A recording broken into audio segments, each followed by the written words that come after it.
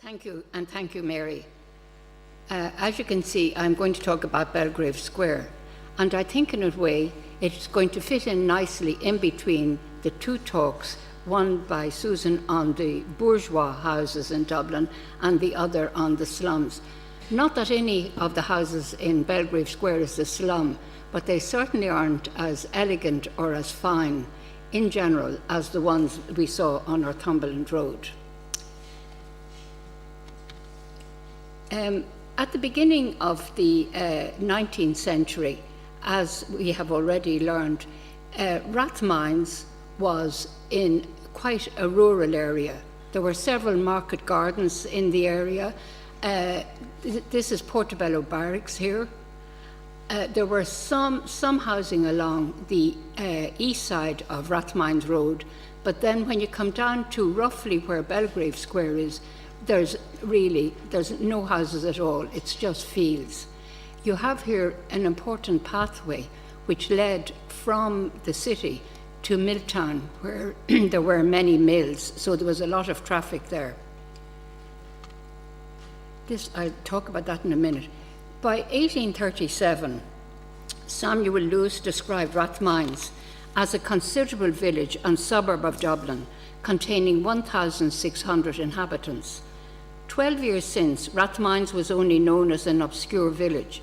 It now forms a fine suburb, commencing at Portobello Bridge and extending in a continued line of handsome houses with some pretty detached villas for about 1.5 miles. Here again, this is Rathmines Road along here, and there's the terraced housing on the east side and the villas on the left-hand side. One of those houses is Lisson Field. I think it's this one up here, it's right up to the Catholic Church. It's now apartments, but it used to be sort of attached to Portobello Barracks, and it used to be the residence of General Mulcahy. But if you continue on down to Castlewood Avenue, you can see there's virtually no housing at all on it. This field is the future Belgrave Square. There are two houses on Castlewood Avenue, one called Castlewood Lodge and the other one called Castlewood House. This was to become the home of John Holmes, who was a future developer in Belgrave Square and the eventual owner of the square itself. I'm calling it Belgrave Square, but in those days it wasn't called Belgrave Square. It wasn't even designated as a square. It just sort of seemed to evolve into a square, and it wasn't until the 1860s that it was officially called Belgrave Square, but I'm still going to call it Belgrave Square for the purpose of this exercise. Further evidence of the growth of Rathmines was the establishment of the Rathmines Town Commission in 1847. A meeting was held in Portobello Hotel about the provision of water to Rathmines by the corporation. The people were very dissatisfied with the provision of water. So an inquiry was set up. Frederick Stokes and Terence Dolan, both substantial landowners in the area, supported the establishment of a township and had prepared very good arguments. The opposition were not so well prepared. So it was agreed to form a township, and in 1847, Rathmines Township was created by Act of Parliament, and the Rathmines Board of Commissioners was established with Frederick Stokes as its chairman. He remained its chairman for many years afterwards. In his book, Dublin Suburban Towns, Dr. Seamus O'Matthew notes that some large landowners gave very long leases on small acreages, which led to land speculation. I quote, "On the city's boundary, the most promising area for the activities of speculative property developers was Rathmines and the adjoining districts. Unlike Pembroke to the east, most of the land of Rathmines was in the hands of small owners, as the Meath estate had leased property on very long leases, sometimes up to 999 years in the preceding century and a half. The earliest registers in the Registry of Deeds in Dublin show that much of the land in Rathmines was changing hands in small acreages in the early 18th century. However, because the land was held by lessees on such long leases, the interest of the Meath estate in the area was minimal. The absence of a large landowner controlling the supply of land made Rathmines ideal for the speculative builder. I'm just returning to the map, the Earl of Meath's map, and this shows the Earl of Meath's property. The dark line here shows the limits of his land. Belgrave Square is, I think, where is Belgrave Square? Belgrave Square is roughly here. This would be the northern end, if you like, of Belgrave Square. So the Earl of Meath owned the southern, about 1/3 of Belgrave Square. So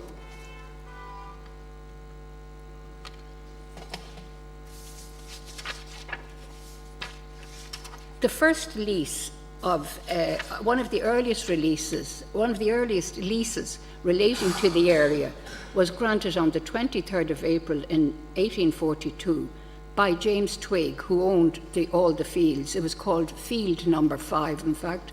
He leased it to John Jones of Marlborough Street. He was the lessee of 2 building plots, each with the frontage of 100 feet along the new road made by James Twigg, later known as Kensington Terrace. Can you see that? It's not very clear, but if you're passing by Belgrave Square, it's still there. It's getting more and more weather-beaten, but it's still there, and this was the original name of this terrace, was called Kensington Terrace. So John Jones built 2 terraces of 5 houses on these plots. That's one of the terraces there. He died in 1879. By then he had disposed of his interest in all of these properties, except for these particular houses on this slide, numbers 53 to 58. He had married a widow called Mary Church, who had 3 daughters, and she inherited the properties on his death and lived with her 3 daughters in number 57 Belgrave Square. That's the black and white door there. And the family drew rents from the other 4 houses until the death of John Jones' last stepdaughter in 1940. And then the 5 houses were passed to North American heirs who sold them in 1941. On March the 28th, 1844, John Jones leased more land from James Twigg on the western side of the square. This lease, it was these houses here, were built on that site. And you notice that they are very similar to the ones on the Kensington Terrace. This at the beginning was called Kensington Place. But the lease, importantly, for my purposes, also included the northern and larger portion of the actual square, approximately 2/3 of the area, as well as these building sites on the west side. So there were further sub-leases which detail further transactions between John Jones and another large landowner, John Holmes. A sublease in March 1850 concerns, I quote, the piece of building land situated in the townland of Rathmines, bounded on the north side by houses known as Kensington Terrace, on the south by ground belonging to the said John Jones, and which ground is intended to be formed into a square, but for the laying out or formation of which square the said John Jones is to be at no expense. This is actually the first mention of a square, but considering that he built the second row of houses at right angles to the first, he obviously knew from the very beginning that if he was building around a square. So the first reference to Kensington Place is 1849. That's the first reference in Thom's Directory. As I live in one of these houses, I can tell you what the inside of it is like. They're quite simple houses. there are 2 rooms on each floor. That's on the, if you like, the hall floor and the first floor. There's a return at the back. And then downstairs, as Susan pointed out, in the grander houses, there were more rooms downstairs than there were on the upper floors. And these were the domain of the servants as well. In the back room in the return was where all the bells were. In our house, we have still got the knobs, I suppose, for the bells beside each fireplace. Fortunately, I suppose they don't work at all. But they didn't work. But the bells were still there when we bought the house. And yet again, sanitation comes into it. There was a toilet in the house when we bought it, but there was also a toilet outside, which was the original toilet. And we do have, a cover at the top of the steps for, the coal. So the coal hole was under the steps. Downstairs as well, there were 2 fairly substantial rooms, relatively substantial, but there was also a pantry. So you had two rooms, and when we bought the house, there was a large range in one of the rooms, so I presume that there was some cooking done there. So the bride and groom must have arrived, I think. They're simple houses, but they have on the hall and upper floor, they have quite high ceilings. So I think sometimes they're a bit deceptive. People think they're large houses, but they're not. You can't see it very well in this photograph, but they all have very nice, well, simple but nice fan lights. And it's details like this, I think, that for me make up the charm of these houses. And we have marble fireplaces as well. We did have sash windows, but alas, when we bought the house, we just had to get plain windows in. Nowadays you can get sash windows, very, very good replacement sash windows, but that wasn't possible then. So moving on, I'm sort of moving chronologically through Belgrave Square. So I'm actually going to backtrack round. This house here is right beside the first houses built by John Jones, but they were built a bit later. This first house here was built by a man called Graves Holbrook. Graves Holbrook also built a row of houses, a terrace of houses, if you turn the corner onto the east side of the square. But just en passant, I couldn't get a good shot of them, but this little terrace of houses down here was also built by John Jones, and they are to this day called Kensington Villas. This is Kensington Villas, Upper Rathmines Road. So John Jones built on that plot as well. If you look back to the Graves Holbrook house, I'd like you to especially notice the fan light, which is very distinctive. It's sort of plain, but it has a nice band of coloured glass, red glass, around it. Now, if we turn the corner, I want to show you these ones first. These houses here are also built by Graves Holbrook. Graves Holbrook was a timber merchant, and he had extensive property interests as well. So I think, which somebody mentioned already, that the timber merchant could get his materials at cost, so you can see why he was a developer. But have you noticed the variety of houses already on Belgrave Square, which is the sure sign of speculative building? They bought small lots and built 2, 3, 4 or 5 houses on them. So these are Graves Holbrook houses. And when we move on, we come to the first of Hugh Morrison's houses.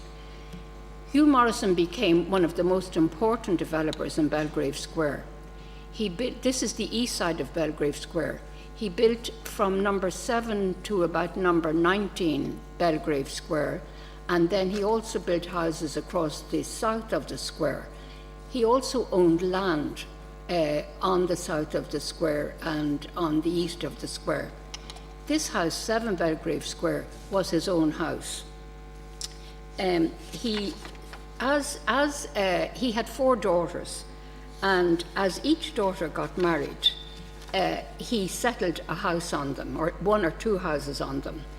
But he also said he expressly stated that number 7 and 8 Belgrave Square were left in trust to his 5th daughter, Martha Pedlow Morrison, spinster, and it was to be free from the debts, engagement or control of any husband.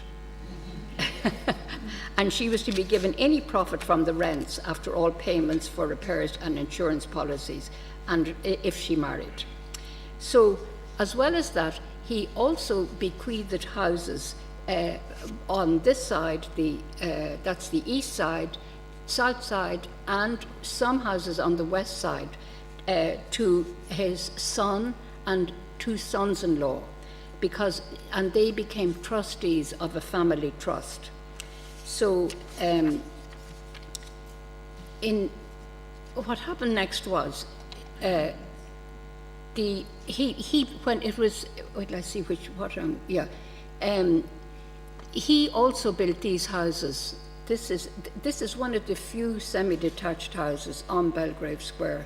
They were mainly in terraces, and this now is on the south side of the square. Hugh Morrison actually built these 2 houses at the beginning, or the 3 houses actually, from 20 to 22, and he leased this terrace, which was known as Fife's Terrace, to a man called Henry Peat, and he had very strict conditions. The houses were to be set back, I think it was 10 feet from the road, and they were to be made of brick and so on. He was very strict about the type of houses that he wanted. Then if you go, there's a little cul-de-sac here, and this is also built by Hugh Morrison. Some of the houses here are built by Hugh Morrison, most of them in fact are built by Hugh Morrison. But the interesting thing about them, I should have taken these photographs in winter when there weren't so many leaves on the trees. I've learned that lesson at any rate. But the interesting thing about these houses is that they are all just 2-story houses.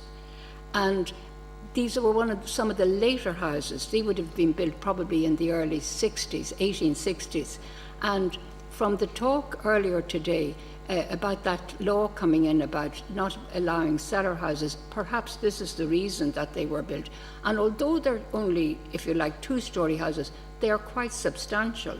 And sometimes I think they'd be easier to manage than the 3-story house, and they have, for example, 4 bedrooms, which in the house that I live in, the 3-story house, we actually only started off with 2 bedrooms up, on the top floor.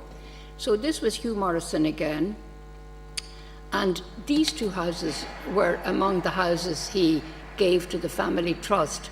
And they've an interesting history in the sense that they were sold. Hugh Morrison leased the ground to a man called Edward Kelly, who was a grocer in Camden Street. And Edward Kelly took out a mortgage of £700, but unfortunately he went bankrupt. And so the next thing is there's, advertisements in the paper for 2 unfinished houses on Belgrave Square, which were bought, by a family called Burke. But as you can see, they are fine houses, but they are not as deep as other houses. They really have a room and a half. They're a room and a half deep. Although they're double fronted, they aren't as deep as the houses that have only got, a single front, if you like. So if you this is an example of some of the other types of houses on Belgrave Square, some of, if you like, the unique houses. This house is at the beginning of Belgrave Place, that little cul-de-sac, and it is built on 2 building plots. Again, it was on land owned by Hugh Morrison, and he leased it to a man called Thomas Goodwillie, who built this house. This house is number 19 Belgrave Square, and it's a detached house, quite large, and for many years it was the residence of the minister of Holy Trinity Church, which is just round the corner from here.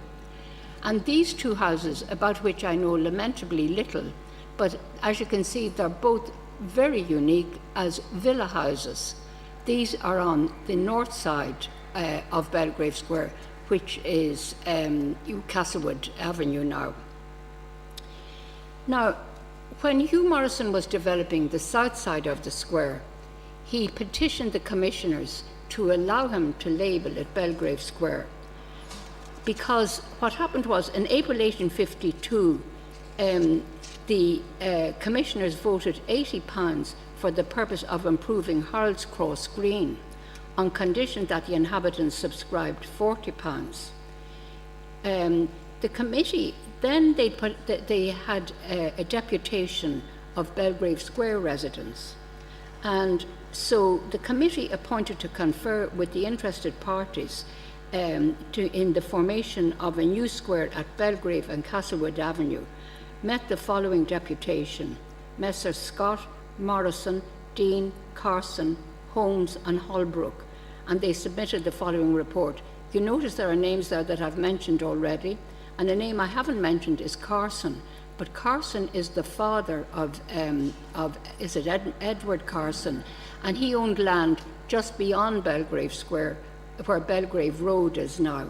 So he was also interested in the area. So, however, the greatest difficulty, to continue the report, the greatest difficulty which presents itself to the committee is the annual rent, which is £30, and the future maintenance, which they calculate at the lowest £40 yearly, making £70 yearly to be provided for. This, the deputation suggest, might be raised by the rent of admission keys, but the committee are of opinion that the commissioners have not the power to contribute towards the work unless it be a place for public resort. The committee feel that the formation of squares would be a great improvement to the township and should receive prudent support from the commissioners, but from the importance of the subject and the difficulties which appear in the present case, they refer it to the consideration of the board with the above statement. Now, this was in 1852, but the commissioners didn't make a decision about that, because 4 years later they received a letter from Hugh Morrison, which he stated he had commenced building 3 houses on the south side of Belgrave Avenue, which he intended carrying out as a square, and requested the board would permit him to have it called Belgrave Square and have it labelled accordingly. But the secretary was instructed to suggest to him to get a memorial to the board from the owners of the property in the neighbourhood when, quote, permission would be granted. And 6 weeks later, on the 10th of September 1856, Belgrave Square finally got official sanction. So it was 10 years from the time the first house was built until it was actually called Belgrave Square. And it was only subsequently that they actually renumbered the houses, because up to then you had numbers, 1 to 10 Kensington Terrace, numbers 1 to 6 Kensington Place, etc., which was very confusing. So it was about 20 years later that they actually got round to numbering it. And it's from number 1, which is on the east side of the square, one of the Graves Holbrook houses, right down to number 60, which is the sort of odd Graves Holbrook house by itself. So 1857 sees the first entry of the name Belgrave Square in Thom's directory. It's not clear if the Rathmines town commissioners ever took responsibility for Belgrave Square. When High School purchased the square in 1897, the vendor was John Holmes. Now, I've mentioned John Holmes a few times, and he really was quite an important landowner in that area. He actually was the builder of all the houses, all the later houses on the west side, the ones up to the John Jones house, between the Morrison house and the John Jones house. He was the builder of those houses. So Deirdre Kelly states that the commissioners and the speculators had several disputes about paying the cost of railing the square. Eventually, railings were erected on the northern 2/3 of the square, but not on the southern part, the area which was originally leased from the Earl of Meath, although Hugh Morrison was the actual leaseholder from the mid-1850s. To this day, that bottom third of Belgrave Square has not got railings on it. It has a wall. Now, if you look at it, at the very southern end of the square, it's a half wall with railings on top of it, but there's actually a wall all around it. So we then have a lovely drawing of Belgrave Square. This drawing was done in 1896 by John Holmes Jr. He was an architect. By this stage, he had inherited this ground, and he had acquired the whole of Belgrave Square. As you can see here, it's written on it, John Jones to John Holmes. Do you remember John Jones, who owned these houses over here, the first 4 houses over here? John Jones sold the leasehold to John Holmes, and then Hugh Morrison, who had acquired it, but originally was the Earl of Meath, Hugh Morrison sold to John Holmes as well. You notice on the map, this is beautiful looking landscaping, but I don't think this ever happened. But an interesting thing to notice on the map is this line here, because what's written there is a river, a covered river, running water, I think, covered. That's a tributary, or the Swan River. I think it's a tributary of the Swan River. And as you can see, it's running right across Belgrave Square. And the same thing, if you look at Belgrave Square today, there are 2 levels, and the bank of the river, as it were, is where the higher level is. So you notice that right around, this is now in 1896, this is an 1896 drawing, but already in 1866, this was more or less the scene. There are houses built all around the square. There is only one vacant site up here, a vacant site for 2 houses. This is Belgrave Place here. There's one interesting feature here. You notice these 2 houses are hatched in red, and these belong to John Jones. Now, the leasehold of these houses was tied in with this bottom part, or the northern part, if you like, of Belgrave Square.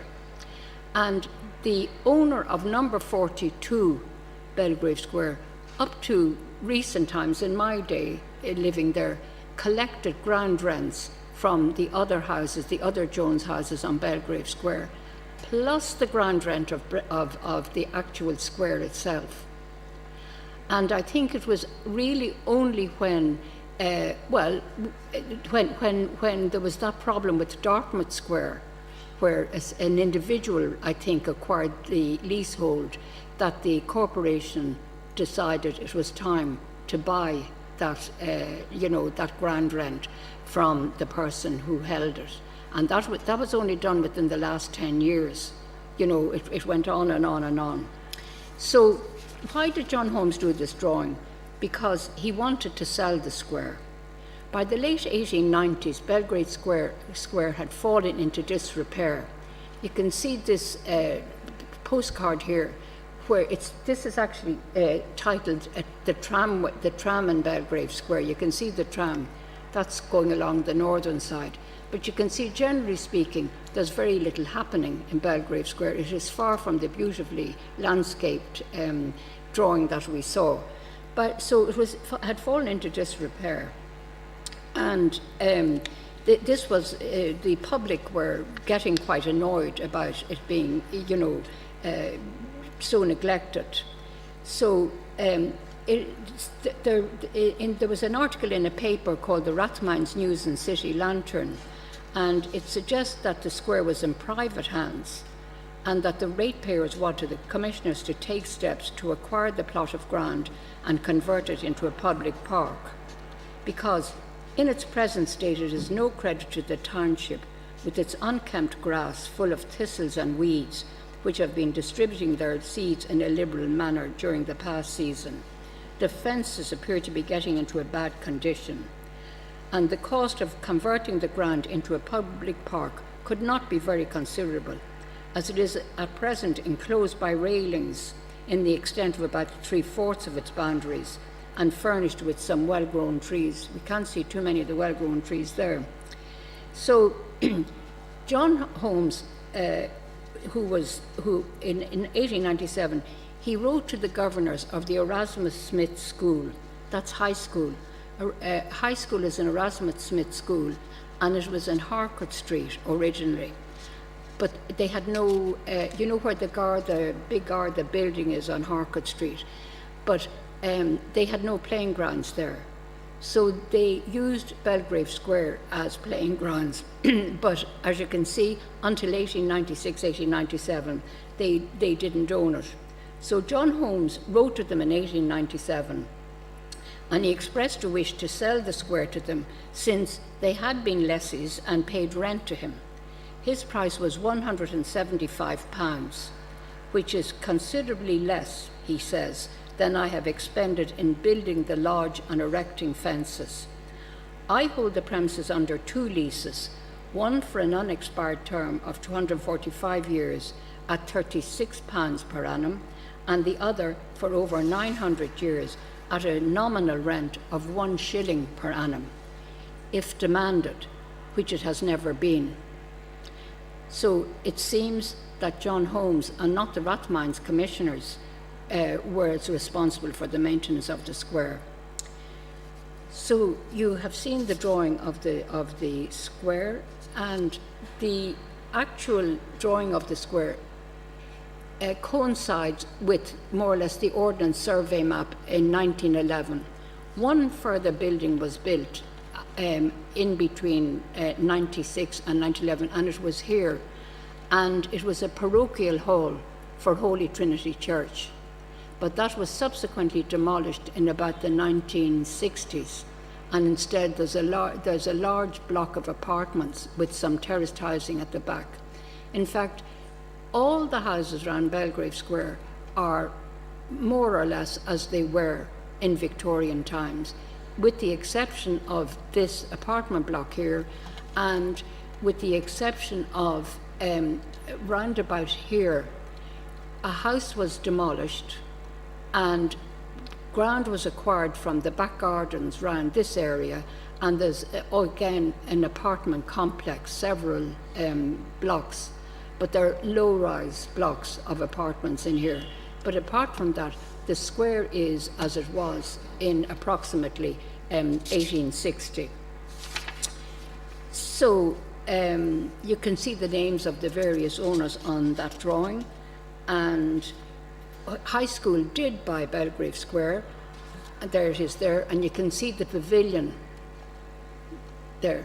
It was used as a sports ground until about 1860, I think. They used, yes, 1860, because in 1860 they moved up to very big premises in Rathgar. They had 23 acres, so they had plenty of playing fields. But during all that time, nobody was allowed into the square. The people who lived, the residents who lived there, weren't allowed in, and that pavilion was a sort of, besides being a pavilion for changing and everything, it was also a caretaker's residence. And the caretaker wouldn't, if any children went to play in or ran in for a dare, he chased them out. So, and it was just a lot later on in the 1960s, as I said, High School left. Then the grounds were taken by Diocesan School for Girls, but just for 10 years, because then they joined High School in Rathgar, and ultimately the corporation bought it from, by now it was the Church of Ireland owned it, and they bought it from the Church of Ireland, and it finally became a public square, which it was always intended to be, but it finally became a public square in about 1970. So, thank you.